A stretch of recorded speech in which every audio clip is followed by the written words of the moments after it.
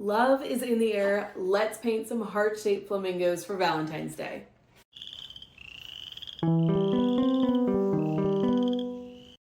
Hello, welcome to Wild Development Studio. My name is Lauren and I am on a mission to help you reconnect with nature through art, storytelling, and some creative exploration. Today we are exploring the flamingo. It's almost Valentine's Day and these guys kind of make a little heart shape. The pink and the reds really help to get in the mood for Valentine's Day. Items needed for this project: our outline, paper, number 12 round, a pencil, Sharpie, paint, and a paint palette. You're also going to need masking tape, water, and a spray bottle. A little bit more explanation on the materials. I'm going with the Arches 140-pound cold press paper, 9" by 12" because for this project we're going in dry paper, wet paint on the flamingos, and then we're going to practice lifting to add a little bit of highlight and also add a little bit of detail into the beak. And then we're going to add a little bit of background by adding some clean water to the edges and then dropping in some color and letting it spread. The Arches does a really good job of letting that color spread. You can use whatever paper you are comfortable with or whatever you have on hand that can hold watercolor, but that is the paper that I'm using. As far as the paints, I'm gonna go in with the flamingos with this rose color by Daniel Smith. The outside, like background edges, I'm gonna use this crimson color for the beak, Payne's Gray, and for the eyeball, burnt umber. And then once we start playing around with this rose color, if it's not quite pinky enough, I might go in with the white gouache and help to lighten up the flamingo a little bit. To get our image onto the watercolor paper, today I'm going to be using a light box. So I'll put the paper down and use my masking tape. This is the TSS Art tape. I found that on Amazon. It's been the best for me so far as not tearing the paper, and also if I was leaving the tape down and painting over the area, when I peel the tape off, it does the best at not bleeding through. I'm just lining up the flamingos nice and center, leaving some space up at the top because we will be using that background to fill with the wet and wet technique. And if you wanted to, you could always write, Happy Valentine's Day or a little message to your loved one at the top. And then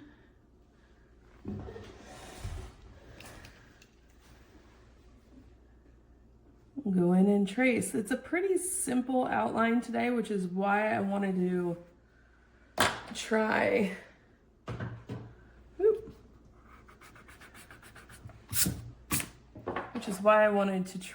the background style that I'm trying, because you don't have to worry about getting in a bunch of nook and crannies like on the groundhog or on the penguin that we've done earlier. So I'm going to keep outlining and I will fast forward this up for you guys.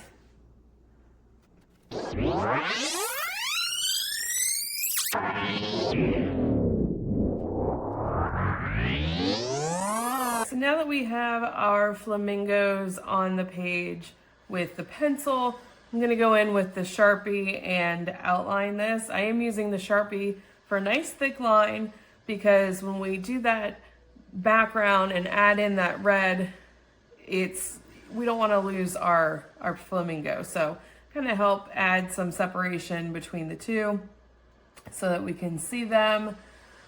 So let's go ahead and start outlining.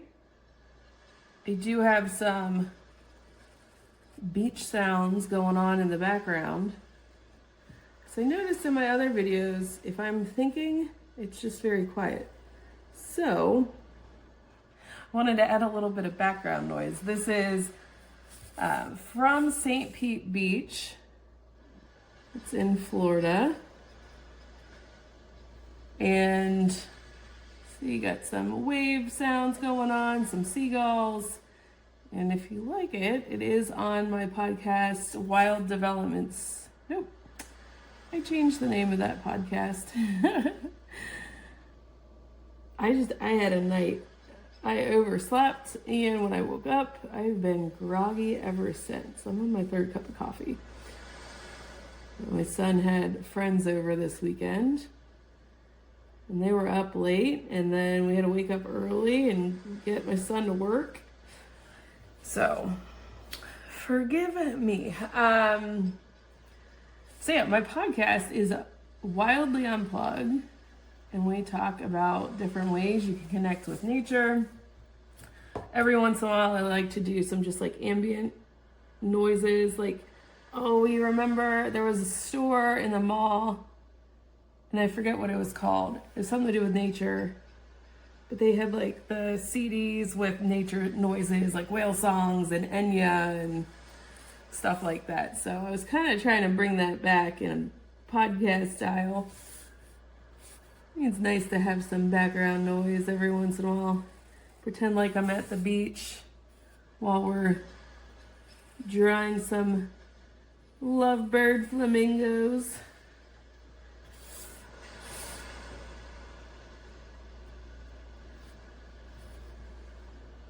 And drawing his little nostril there.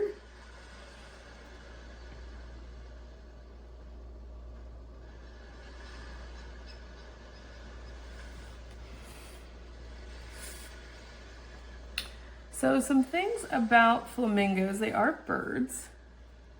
They're a big bird, actually. They get to be about 50 inches tall, which you would think a bird that big would weigh a lot. They actually only weigh about 6 to 8 pounds, which is kind of crazy, but birds have hollow bones to help keep them nice and light so that they can fly. And these guys can fly. Our very first painting tutorial was a penguin. They can't fly. They actually have much denser bones so that they can swim in the water. But flamingos can in fact fly. And you can find them in the Caribbean, Africa, South America, Asia. They're making their way to Florida. It was like 2022, 2023, we were in the Keys and there was a flamingo sighting in Ohio Key. And we're like, well, we don't know exactly where in Ohio Key, but we will look for the flamingo because that's pretty fun. And here is a tip. If you hear of an animal sighting in the area, look for the people that have the big cameras, the big fancy cameras. They have already spotted whatever it is in the area and they are taking some professional shots. We had a snowy owl in the Columbus area, I think like 2020, 2021, and we're like, that is a 2-hour drive. Why are we driving all the way out there? We don't even know exactly where it is. And sure enough, you look for the people with cameras, and that's where they're gonna be. Usually they all flock together. Pun intended. I am on a roll. I've got a pun in every single tutorial so far. You are welcome. I will be here all week. Or, you know, however long it's up on the internet, which I hear the internet is forever. Okay.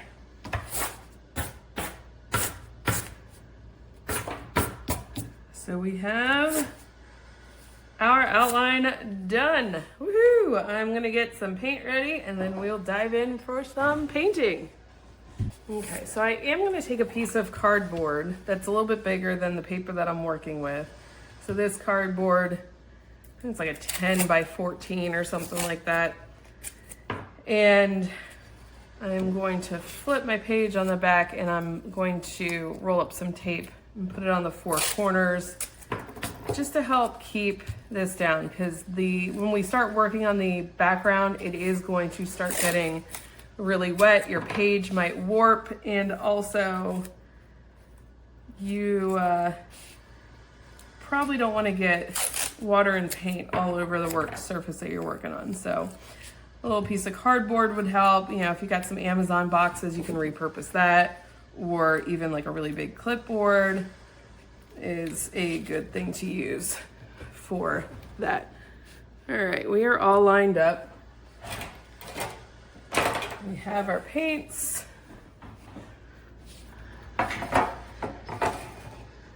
We have our spray bottle and our pencil and our water. Oh, do I have a paper towel? Yep. Ha. All right. I keep checking to make sure that I'm all lined up so you guys can see.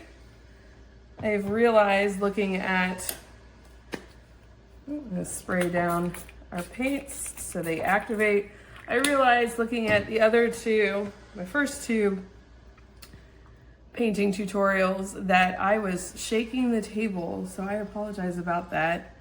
So I am learning and getting a little bit better each time. So I have got wet paint. You want that to be about tea consistency. And I'm just gonna go in on a dry page and do I like the color of that flamingo? I think so. I think that's a good color, flamingo.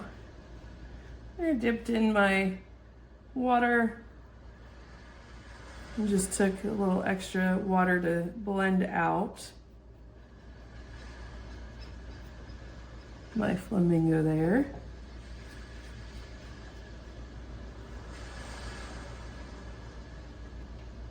So this is a bird that likes to live in shallow coastal regions. And the main reason for that is that they eat brine shrimp and snails and algae. And actually, when they're born, they're cute little fluff balls, and they're gray and white. And as they age and become adults, their diet makes them become this pink color. Sometimes you can see like orange flamingos or more red. It depends on the species and their diet and what's going on there.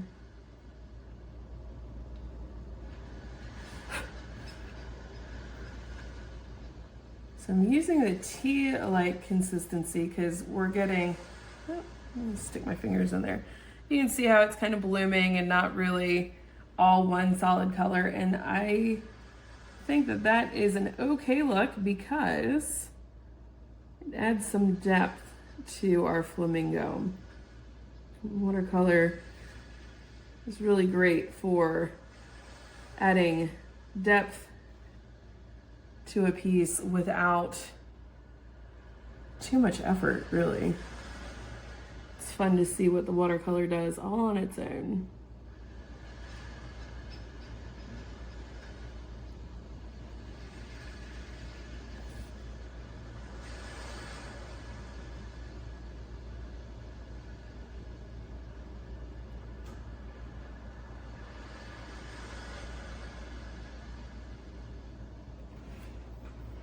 Okay, so we got our first flamingo done with that pink. And now I'm gonna go over to the other side and get this guy while we let this area dry. That's the thing with watercolors, is it's a big puzzle piece. You have to figure out in which order you want to paint and which colors you want to do first, depending on what you want to do.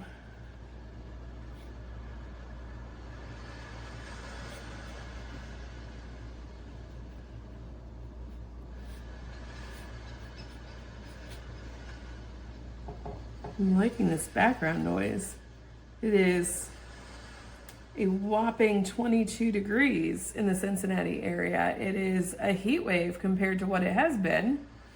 It's been in the negatives. This is the harshest winter I can remember in the longest time. And this is probably my last winter in Cincinnati. Thank you, Lord Jesus. My husband got a job in Key West, and half of us are moved down there, and then my son's finishing out high school. He's a senior. And then Connor will be going to college somewhere. He doesn't know where yet. And then I'll be moving down in the summertime. Just in time for hurricane season. And somehow Florida got lucky and we didn't have any hurricanes this year. 2025. I went outside the line just a little bit. I'm not too concerned with that because we are going to be adding a background later on. Just a nice fun piece to celebrate Valentine's Day. When I think of Valentine's images, I always think of a flamingo, two of them together because they make this heart shape.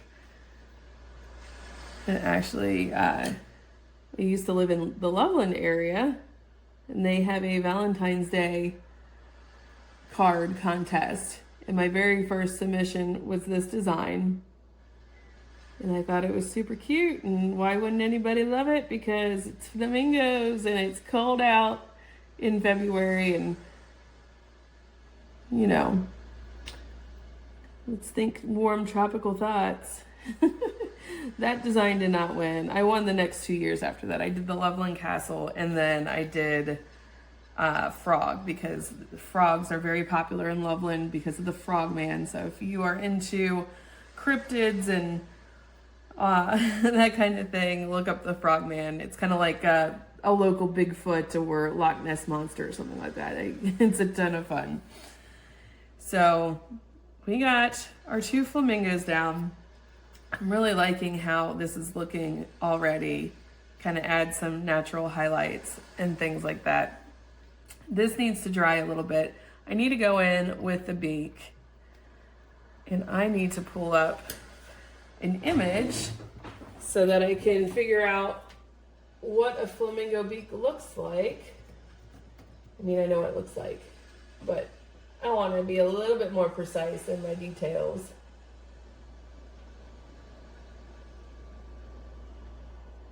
All right. So, for a flamingo beak, this is your flamingo, his beak, her beak, the couple's beak. Can look however you like. Typically it's going to be, and I'll put an image up on the screen. There's also a reference image on my website with where you found the outline. Typically, and it depends on the species, you're gonna have a little bit of white, some pink, and some black. Sometimes they're like a yellow. Sometimes they're like all black. All right. So for the beak, typically it's going to be white in this area, a little bit of pink, and some black. And they kind of blend together. So let's go in, and we're going to wet down the middle third section of the beak.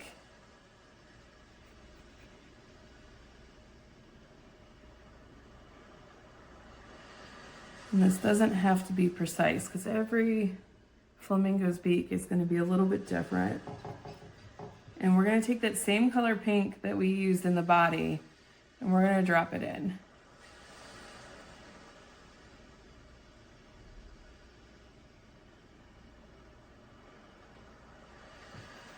I'm going to clean off my brush and dampen it a little bit, and then add some more water in here so it blooms out. And that nice bloom helps to make it a little bit more natural.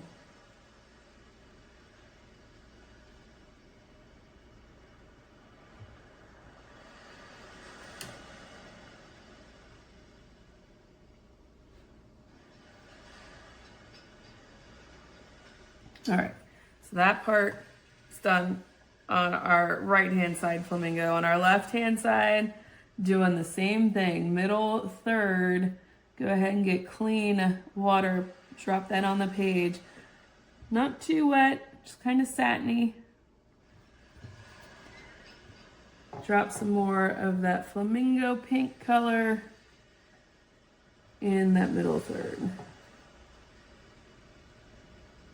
That's a little bit darker.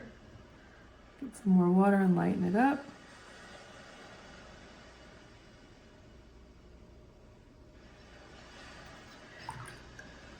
Just getting a clean brush. It's got a little bit of water and adding some water down there.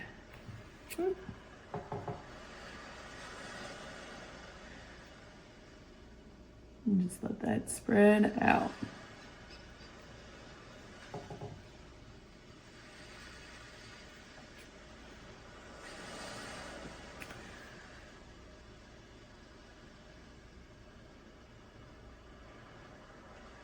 All right, now we're just gonna let that dry, and then we'll go in and get the beak with some black or some Payne's gray in a couple minutes.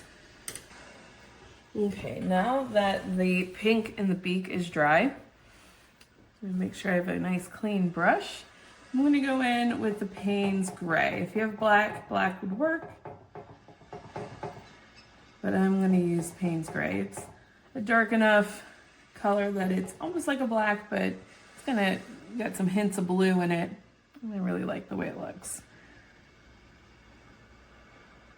So the bottom third of that beak is going to be black, and it's kind of jaggedy, and depending again on the penguin, telling you, it's been a morning, but we're getting it done. All right, but depending on your flamingo, you can make it look however you like. Just add some little upstrokes. Boop. And it creates some interest there. And even maybe a thin line along that beak there. And then I'm gonna get the top part of the beak. The flamingos' beaks are really unique looking. They have this like hook shape beak, and they stick their head kind of upside down in the water and use that beak to filter feed and get food. And if you ever see a flamingo in the water and they take their feet and they're going doop, boop, boop, they're doing a little dance, that is them stirring up the water so they can get the shrimp and little brine shrimp and food, and they can filter feed through that beak, just like how I was telling you, penguins, the inside of their mouth had those kind of fleshy barbs inside their mouth. I haven't seen the inside of flamingo beaks, but I've heard they also have these bristles inside to help capture food. There are quite a few marine animals that have that. If you ever get a chance to look up leatherback sea turtle mouth, that has also got like the fleshy barbs on the inside of the esophagus to help capture their food. They eat jellyfish and helps them to feed. So now it's starting to look like a flamingo beak. It's pretty easy. And if you want to soften up the edges a little bit, I kind of like how that looks. Take a nice clean damp brush and just go down into and make sure it's clean if you go back in again. Kind of blend it out. You can also kind of wiggle it around. And it's okay if you can see that pink underneath where your Payne's gray or your black is. It helps add some depth in the dimension.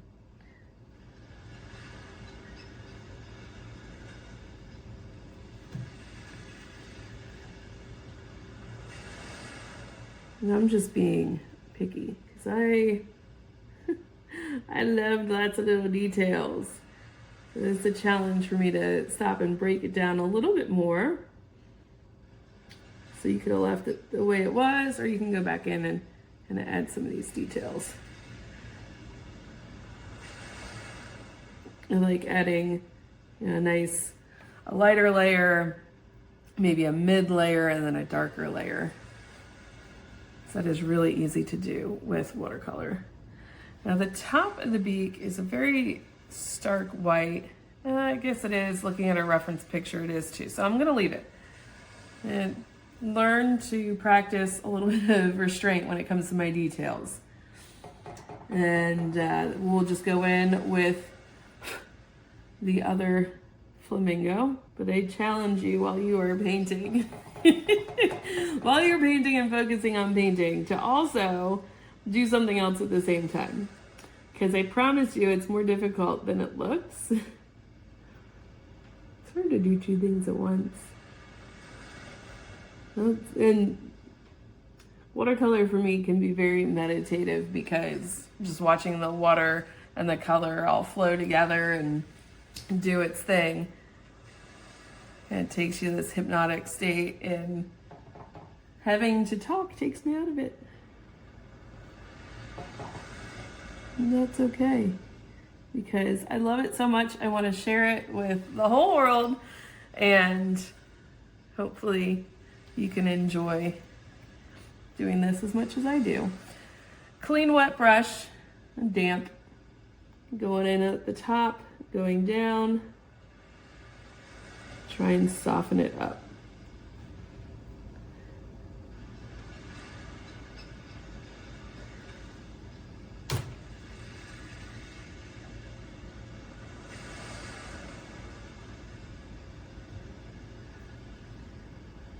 I have plans for Valentine's Day.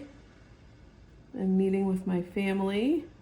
We are going to Crystal River, Florida. We're going to swim with the manatees. So I will have a manatee tutorial coming up. Manatees are just about one of the coolest animals ever. I softened that up too much. That's okay. We can take some more Payne's gray and go back in and drop it in towards the bottom and let that color bloom up. And clean off that brush and just soften up the edges.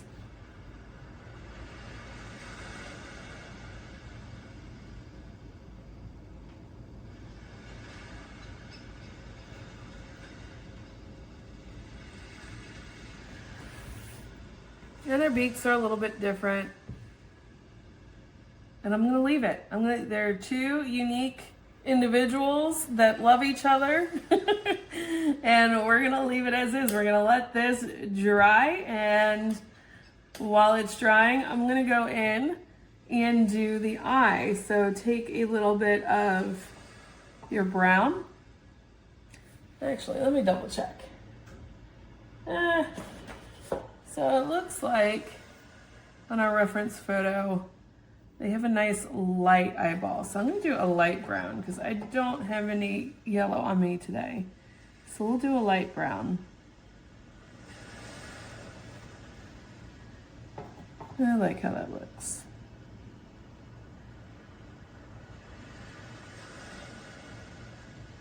Going a little bit darker because watercolors dry lighter than you see. All right, so now we just need for our flamingo to dry. Nope. We don't need to wait at all. So now I'm gonna go in and add a little bit of highlight and blend this out over here. It's a little bit too harsh. Maybe blend it out over here. You could leave your flamingo alone. That's okay, I just wanted to blend out. Don't be afraid to go back in and touch up. If you really like something, like I love how that bloomed right there, and this kind of has some natural highlight along the neck right there. I'm gonna leave that as is. But there were some harsh lines that I had, so I'm just gonna clean that up. We're lifting the paint a little bit. I took some water, nice clean water, blended it out. And then up here at the top, I'm not a huge fan of how dark that is. So again, I'm lifting this, getting it wet first. I'm gonna reactivate that paint. And then we're gonna take a mostly dry brush and lift up that paint. Now it's all pink right here, so I'm not afraid to go back in a couple times. If you had other colors close by, if you go back in a couple times, you already have paint on your brush. Once you go in once, that color will transfer. So just be mindful when you are practicing a nice lift.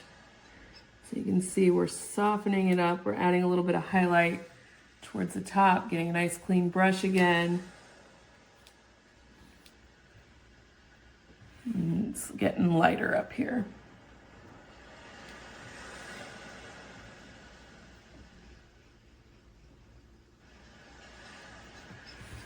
All right, I'm happy with how that looks. Let's see our beak. So on some beaks, they are a little bit darker on this end, so towards the tip, I'm going to add a little bit of dark on the inside part of the beak.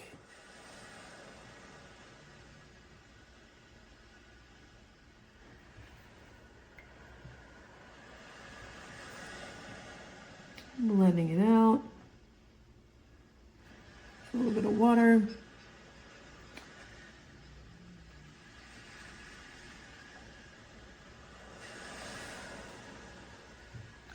Do I want to do another lift? Let's do another lift. So on the top part of the beak, right where it connects, kind of right here, we're gonna get it wet just right there. And dry off my brush and really press and start to lift the paint a little bit, add a nice little highlight where the top of the beak connects to the bottom of the beak. And I'll do that on the other side. Make sure you're not getting over where it's wet. I'm using that Sharpie line as a nice divider. So the top of that beak is wet. Nice dry brush and swiping up. Create a little bit of a highlight to our beak.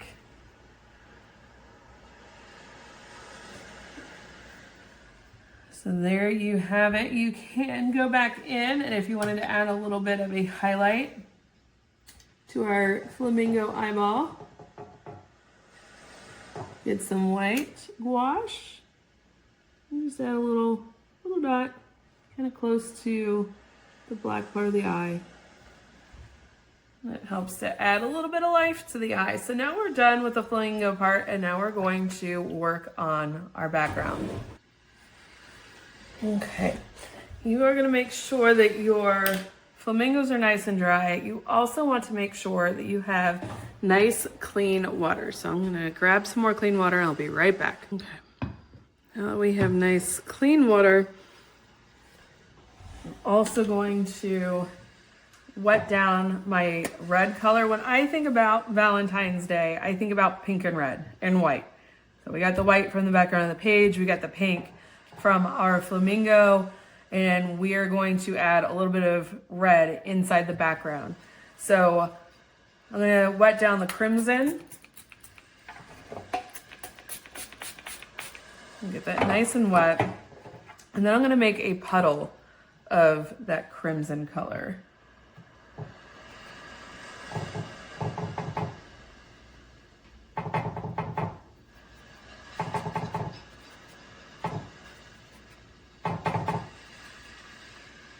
A little bit of water. We want this to be a nice milky consistency. You don't want a good amount of it because we're going to be outlining this area and then also the outside area. So my hope is by the time we're done, you can kind of get the feel for that heart shape that these flamingos are making. I know you probably already can, but we're going to emphasize it. Okay. I'm gonna clean off our brush and go in. I'm going to start on the inside first and add a nice thick layer of water.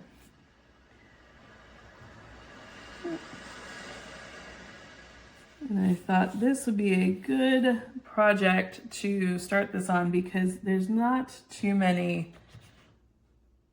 areas on the flamingo. It's just a nice straight neck that kind of curves. I guess it's not straight, but it curves a little bit.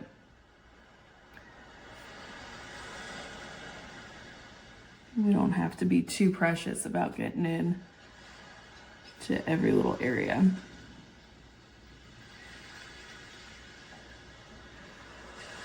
All right, so now I'm going to take that crimson and start dropping it along the edge.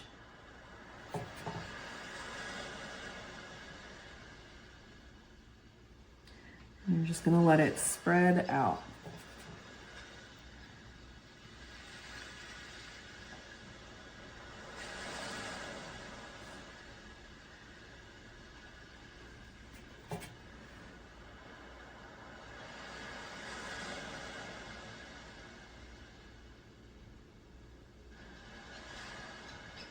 And I've gotten really quiet, so I might fast forward this part. So I'm out of flamingo effects for right now. I wonder if that's another notification that it's cold out. We get it, we know.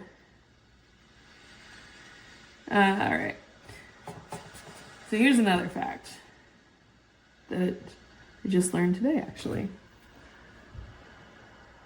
When you're looking at a flamingo and you see them standing on one foot and the leg that's bent back, a lot of people think that they're bending at the knee.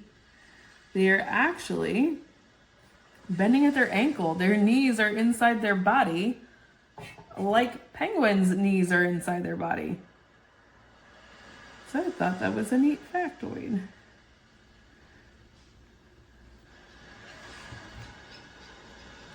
Cool. Okay, so now I'm going to take some more water, some clean water, and go along the edge here. Oh, you can see how it's really spreading out even more. The water goes, the watercolor goes, the paint, where water is.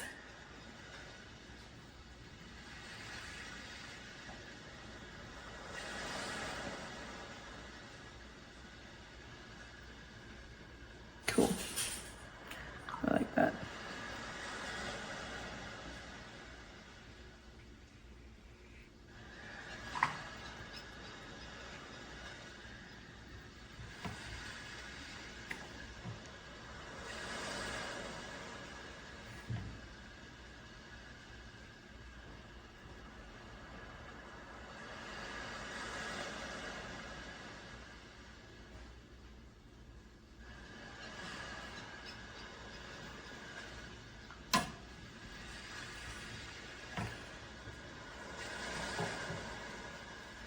Okay, I'll let that part dry and we'll go in on the other side.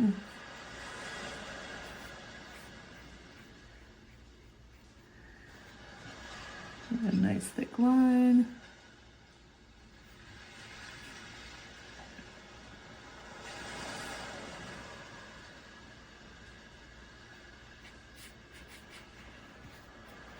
Line of water.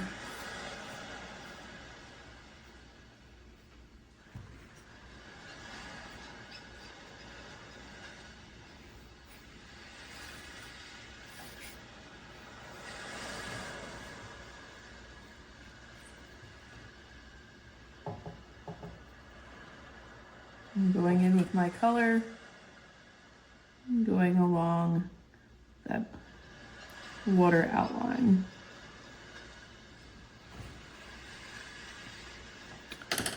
Now, another way you can lift paint is with a clean paper towel. So I got some red inside the pink, so I'm just going to lift that a little bit. Boop, good as new.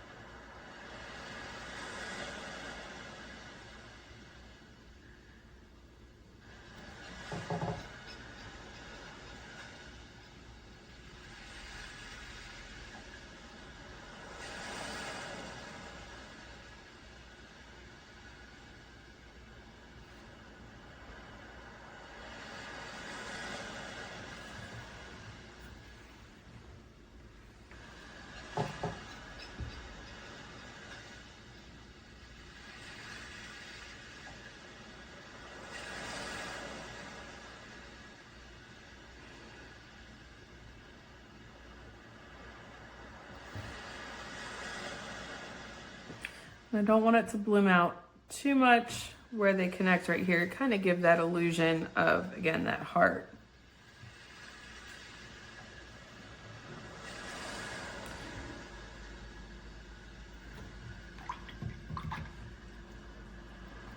I'm going to take some more water to this edge down here so it spreads out.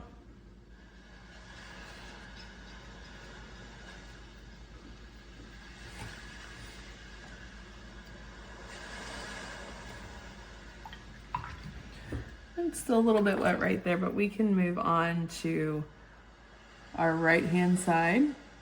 Adding some more water. We won't touch that just yet until we're ready. We'll do that towards the end.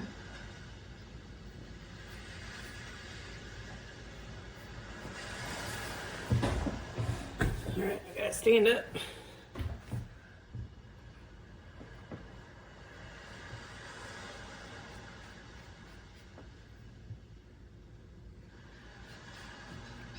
I don't paint in public too often because I'm like standing around and making funny faces.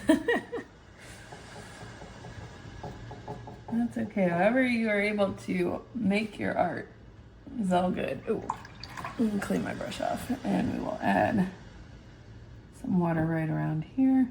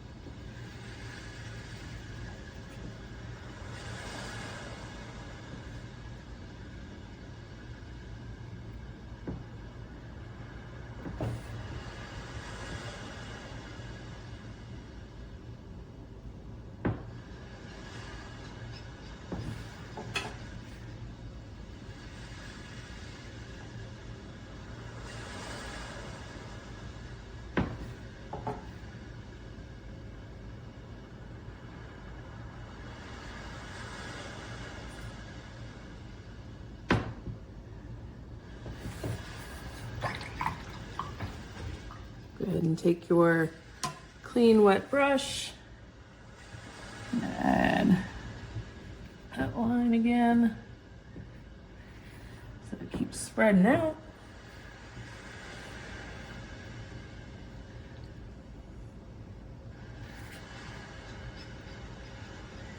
And where they two connect, that area was a little bit dry, so I'm just gonna kind of scrub it with my brush a little bit to soften that up. Go in with a little bit more color.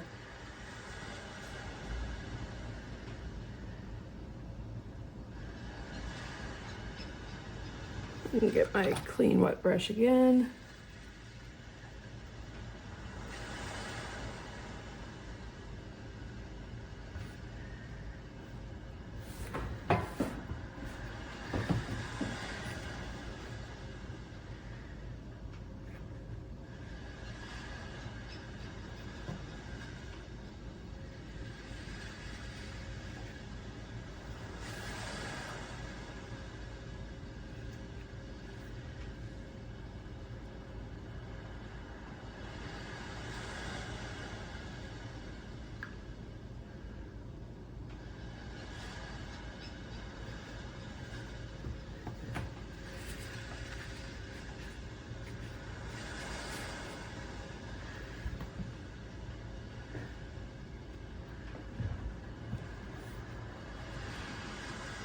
All right.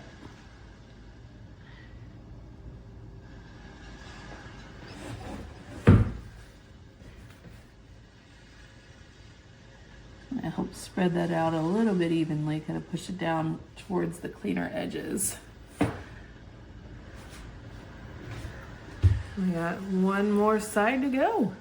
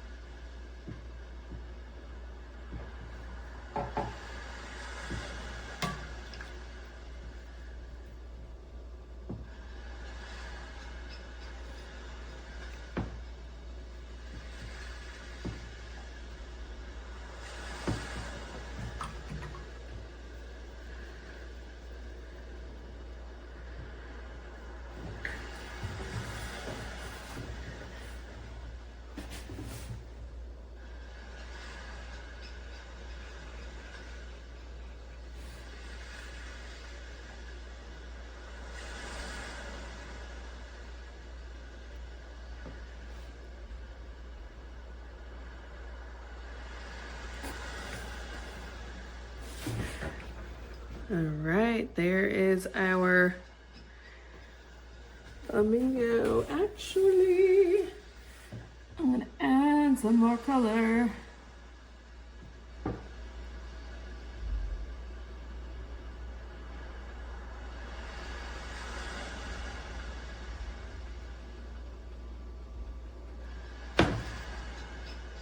Congratulations on your finished piece. Don't forget to sign it. Once you've signed it, your piece is complete. No more touching it.